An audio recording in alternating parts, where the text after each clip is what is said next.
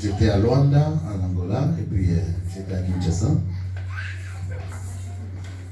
À Luanda, le Seigneur nous a fait grâce, nous avons pu parler à des groupes d'une centaine de pasteurs et de leaders chrétiens.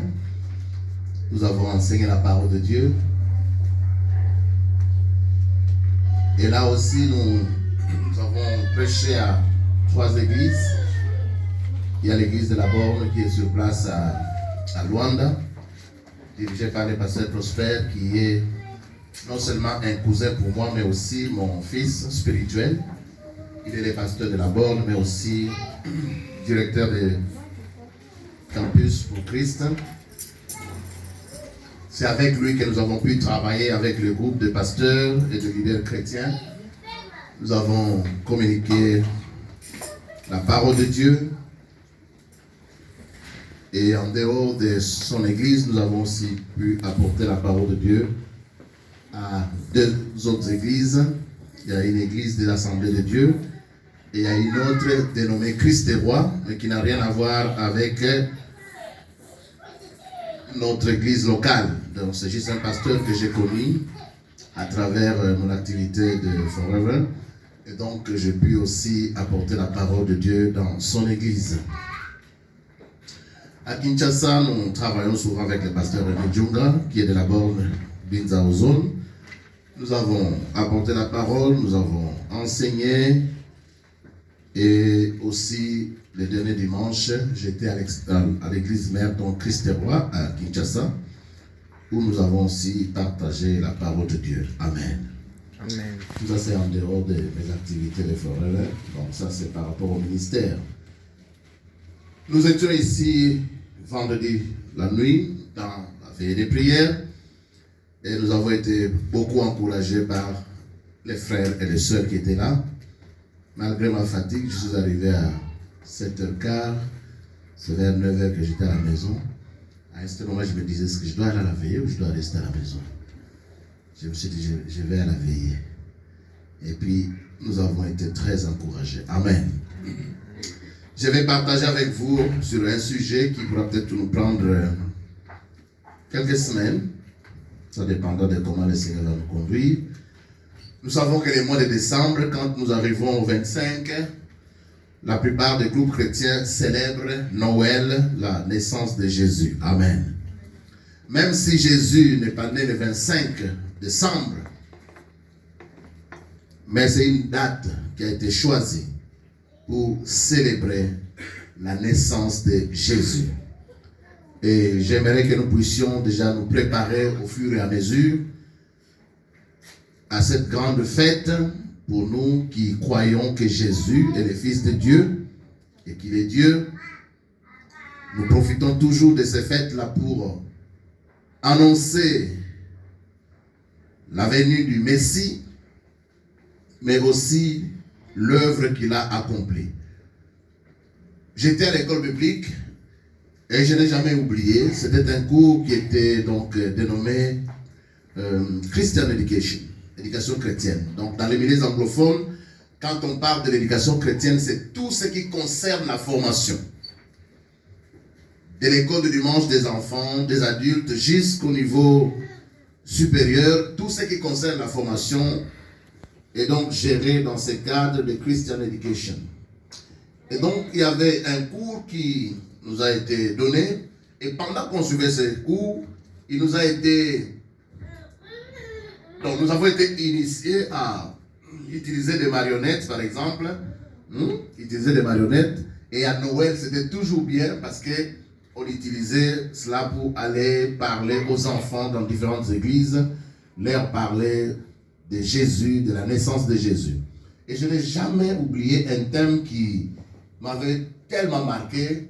Christmas is giving to others. Noël, c'est donner aux autres. Amen. Amen. Et j'aimerais que nous prenions 2 textes bibliques. Jean chapitre 3. Tous les thèmes que nous avons suivis au mois de novembre ici, le but était que nous puissions comprendre que nous avons besoin d'une relation personnelle avec Dieu. Cette relation doit être nourrie, doit être entretenue. Cette relation nous amène à une certaine maturité où quand nous venons vers Dieu, nous ne venons plus pour recevoir, au contraire, pour donner. Nous venons pour offrir, nous venons pour donner. Tant qu'un enfant de Dieu demeure enfant, il va toujours dans sa relation avec Dieu considérer que Dieu doit toujours lui donner. Mais celui qui atteint l'âge de maturité comprend que dans sa relation ou dans toute relation, il y a plus de bonheur à donner qu'à recevoir. Nous allons lire dans Jean chapitre 3, nous lirons du 14e au 16e verset. Ensuite, nous irons dans Nombre, dans l'Ancien Testament, Nombre chapitre 21, et puis vous pourrez aussi noter Actes 20, verset 35. Nous commençons par Jean chapitre 3. Christmas is giving to others. Noël, c'est vraiment donner aux autres. Jean chapitre 3, versets 14 à 16, et c'est là que nous avons tiré même les noms de notre église. Pour ceux qui vont sur le site de l'église, vous pouvez voir comment nous avons expliqué ces textes bibliques. Jean chapitre 3, nous lisons à partir du verset 14.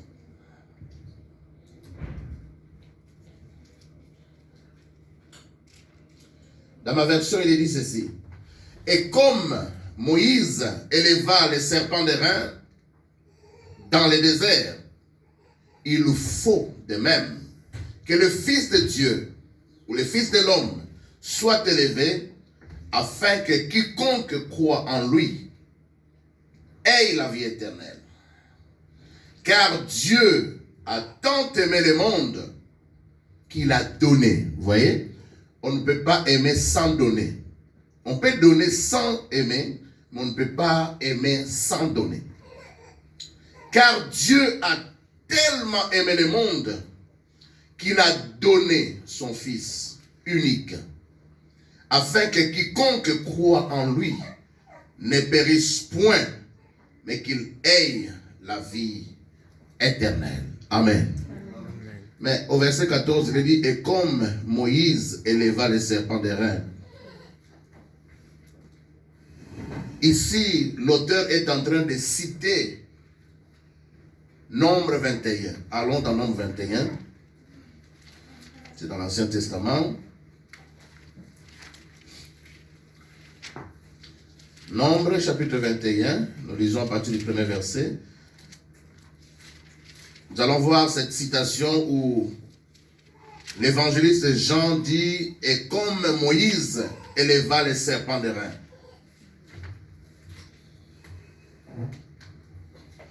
Lisons à partir du verset 4, chapitre 21, Nombre. Ils partirent de la montagne de Hor par les chemins de la mer Rouge pour contourner le pays d'Édom. Le peuple s'impatienta en route, souligné. Le peuple s'impatienta en route et parla contre Dieu et contre Moïse, son serviteur. Pourquoi nous avez-vous fait monter hors d'Égypte pour que nous mourions dans le désert? Car il n'y a point de pain et il n'y a point d'eau. Et notre âme est dégoûtée de cette misérable nourriture, c'est-à-dire la manne. Il commence à mépriser la manne. Ils en avaient marre. Alors l'Éternel envoya contre le peuple des serpents brûlants. Voyez? Alors l'Éternel envoya contre le peuple des serpents brûlants. Ils mordirent le peuple et ils mourirent beaucoup de gens en Israël. Le peuple vint à Moïse et dit, nous avons péché, car nous avons parlé contre l'Éternel et contre toi. Prie l'Éternel, afin qu'il éloigne de nous ces serpents. Moïse pria pour le peuple. verset 8, l'Éternel dit à Moïse, fais-toi un serpent brûlant, ou un serpent d'airain, et place-les sur une perche.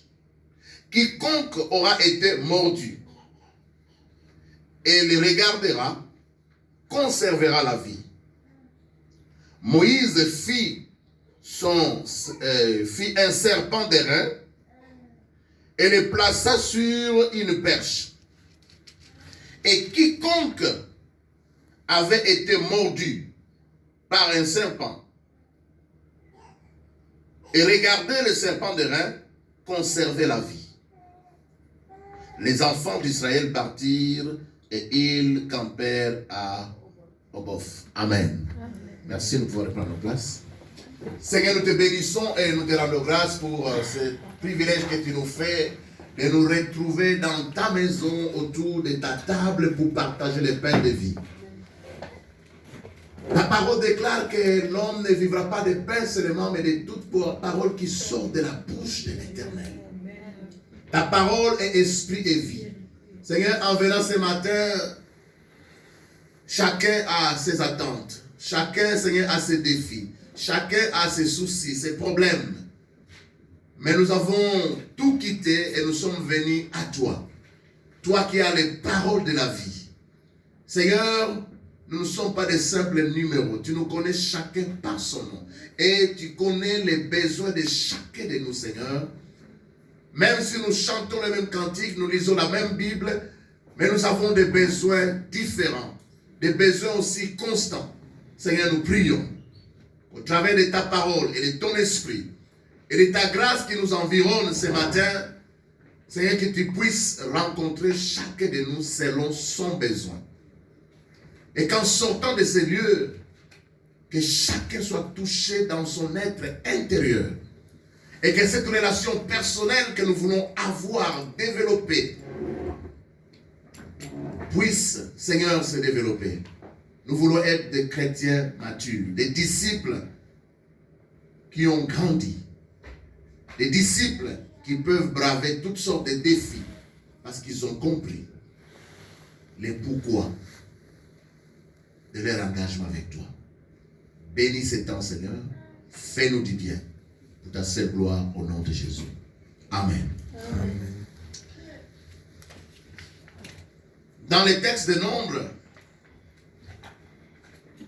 nous avons les détails de ce que Jean déclare au chapitre 3. Et comme Moïse éleva le serpent d'airain, il faut que le Fils de l'homme soit élevé, afin que quiconque croit en lui ne périsse point, mais qu'il ait la vie éternelle. Amen. Dans ce passage de Nombres, il est fait allusion aux enfants d'Israël qui étaient sortis d'Égypte et qui devaient aller à la terre promise. Mais entre la terre promise, entre l'Égypte et la terre promise, c'est un trajet. C'est un voyage. C'est une aventure. Voilà qu'ils arrivent quelque part. Ils deviennent impatients. Au verset 4. Ils deviennent impatients. Ils commencent à murmurer contre Dieu et contre Moïse, son serviteur. Alors comme Dieu n'aime pas les plaintes, Dieu n'aime pas les murmures, mieux vaut parler à Dieu à haute voix. Dieu n'aime pas les murmures, il n'aime pas les plaintes. Voilà que Dieu lui-même envoie des serpents venimeux. Ces serpents ont causé la mort des enfants d'Israël. Mais dans leur malheur, ils ont encore crié à Moïse, s'il te plaît, implore ton Dieu, implore l'Éternel. Nous reconnaissons que nous avons péché contre toi et contre Dieu, mais implore l'Éternel car ce venin, le serpent est en train de causer la mort. Alors, l'apôtre Jean fait comme un parallélisme entre ce qui s'est passé dans Nombre et ce qui doit se passer dans le Nouveau Testament. Les serpents ont causé la mort à cause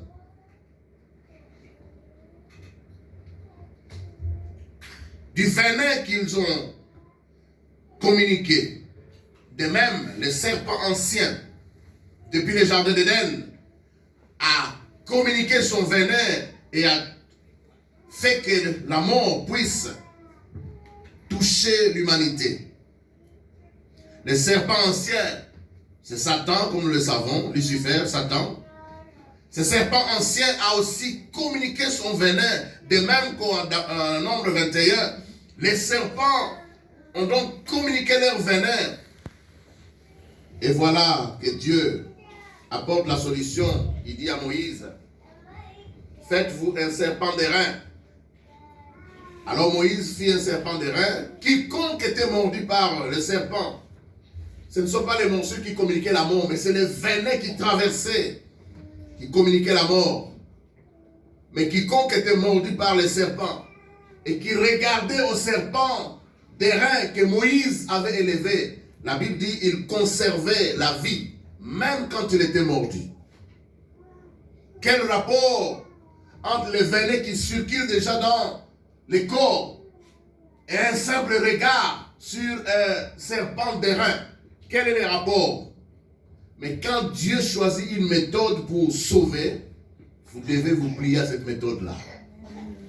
Je ne vois pas quel est le rapport entre le fait de regarder à un serpent d'airain qui est suspendu sur une perche et les venins qui montent déjà pour communiquer la mort. La Bible nous dit dans Romains 3, 23, tous ont péché et sont privés de la gloire de Dieu.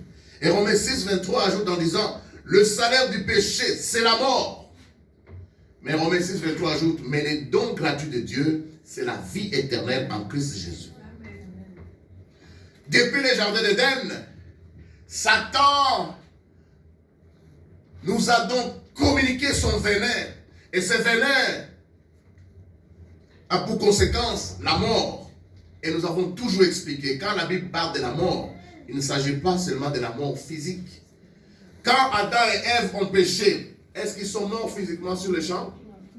Hein? Non. Ils ont continué à vivre physiquement. Quelqu'un peut vivre dans la chair, physiquement, mais il est déjà mort spirituellement. Et la mort spirituelle, c'est quand l'homme, c'est quand l'être humain n'a aucune relation avec Dieu. Il peut être physiquement vivant, mais spirituellement mort, c'est-à-dire séparé d'avec Dieu. Il n'a aucune relation avec Dieu. Voilà pourquoi il nous a été enseigné pendant tous les mois de novembre de développer notre relation avec Dieu. Tant que nous n'avons pas de relation avec Dieu, nous sommes morts, quoique vivants physiquement. C'était le cas d'Adam et Ève. Ils étaient au jardin d'Éden, depuis le chapitre 3, quand le serpent ancien a mordu Ève, et que ce serpent ancien a aussi communiqué ses venins à Adam, la mort est entrée. La mort est entrée. Mais heureusement que depuis Genèse 3, verset 15, Dieu avait déjà annoncé la venue du Messie. En disant, la postérité de la femme viendrait écraser la tête du serpent. Voilà. Déjà au jardin d'Éden, c'est la bonne nouvelle. Dieu annonce que ce venin qui circule, que ce venin qui communique la mort, sera un jour neutralisé. Et quand nous arrivons dans le Nouveau Testament, dans Jean, au chapitre 3, verset 14, il dit, de même que Moïse éleva les serpents d'airain, il faut que le Fils de l'homme soit élevé. Quiconque vit dans le péché, quiconque est mordu par ce serpent, même si les venins circulent déjà, il suffit de mettre sa foi, sa confiance en Jésus, la foi en Jésus, la repentance ou la conversion neutralise donc la puissance du venin. Et donc Dieu arrête le processus de la mort, tout simplement parce que vous avez mis votre foi en Jésus. C'est comme je disais tantôt, je ne vois pas quel est le rapport entre les venins qui traversent déjà les corps et le regard sur un serpent suspendu sur une perche. Quel est le rapport entre la mort qui a été communiquée par Satan, par son venin, et une simple foi en Christ Jésus. Vous savez, c'est simple d'être sauvé. Et c'est pas facile. C'est tellement simple que les gens compliqués trouvent que c'est trop simple pour être sauvé. Si on avait dit aux gens pour être sauvé, il faut faire toutes sortes de sciences mystiques. Lire des livres exotériques, lire des livres compliqués. Alors tout le monde allait se donner pour apprendre ces sciences. Voilà pourquoi beaucoup de gens se tournent vers des sciences mystiques. Parce qu'ils pensent que la foi chrétienne, elle est trop simple. Oui, elle est simple, mais elle n'est pas facile. Voilà pourquoi des docteurs tels que Nicodème, qui sont docteurs de la loi, mais ils sont incapables de comprendre ces choses simples.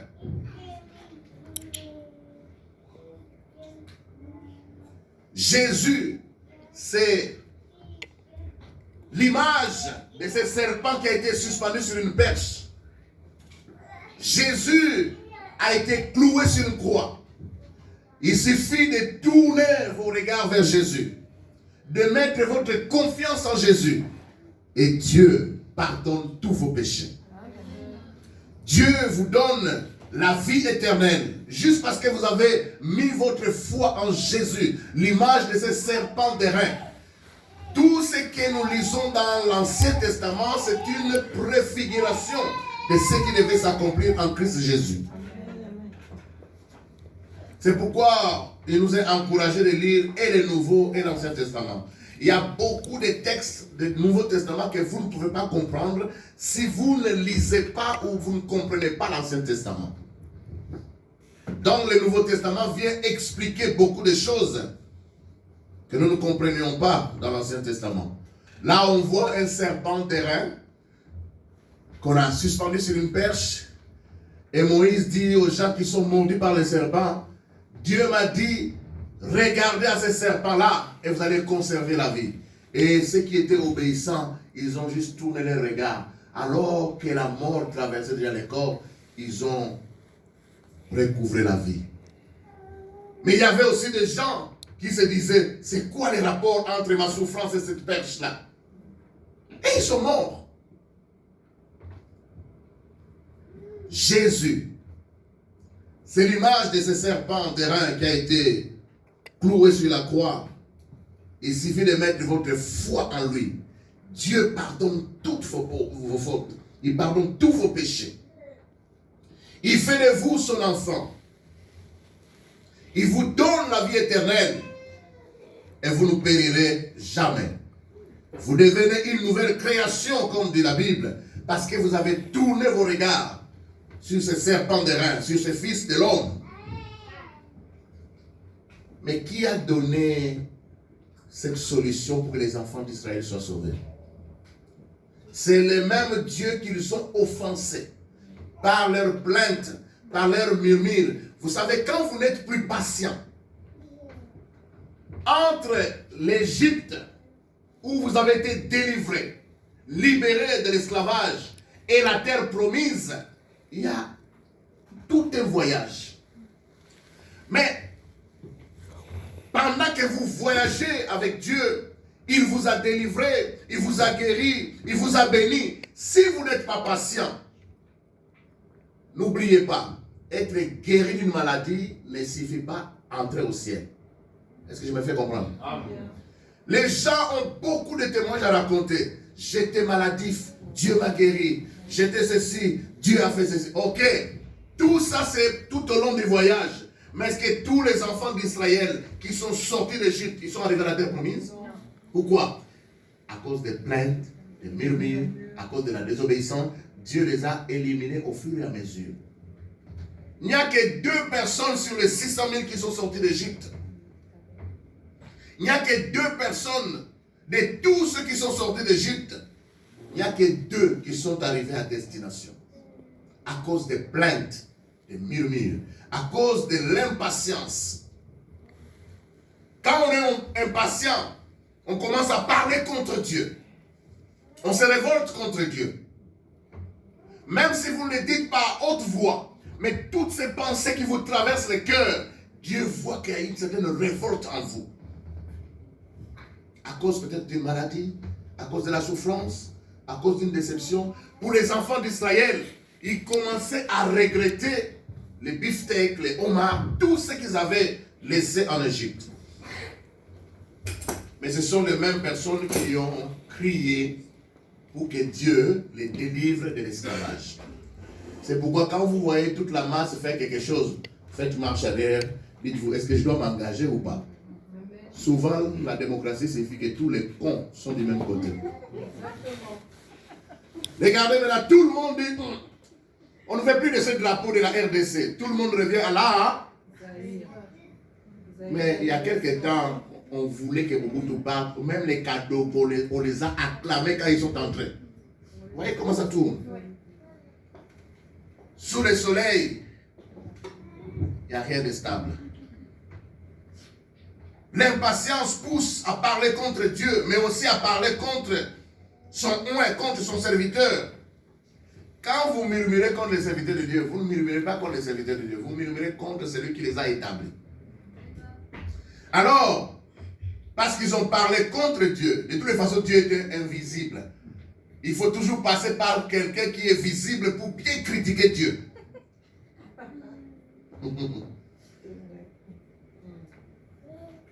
On commence à regretter l'Égypte qu'on a.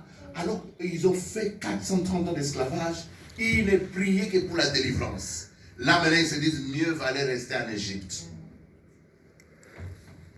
Ils commencent même à mépriser, ils disent, cette misérable nourriture. La manne. Ce pain qui tombait du ciel. Alors qu'ils avaient faim, Dieu a fait descendre le pain du ciel. Dieu a envoyé les cailles. Parce qu'ils avaient besoin de la viande. Mais là, ils ont mûri. C'est là que Dieu a dit, maintenant, trop, c'est trop. La Bible dit, juste le temps de mâcher les cailles, avant d'avaler même la salive. Tu as pris un peu de foufou, non? Tu prends la manne, c'est le foufou. Tu prends la manne, tu combines avec les cailles. Mais juste le temps de faire descendre ici, les venins commencent à piquer. Parce que Dieu en avait marre avec leurs plaintes, avec leurs murmures. Pourquoi Dieu te donne la solution et il te tue en même temps? Frère, il ne faut jamais forcer la main de Dieu. Si vous forcez la main de Dieu, il va vous donner ce que vous voulez, mais juste le temps d'avaler la salive. Le venin mortel est à l'œuvre. Mais si vous connaissez la parole de Dieu, vous n'allez pas chercher les sorciers. Hein?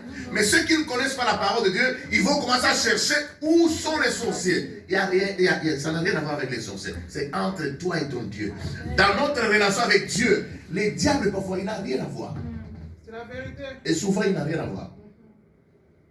Il n'y a que les enfants dans la foi qui associent toujours Dieu dans tout ce qu'ils... Pardon, qui associent toujours Satan dans tout ce qu'ils vivent.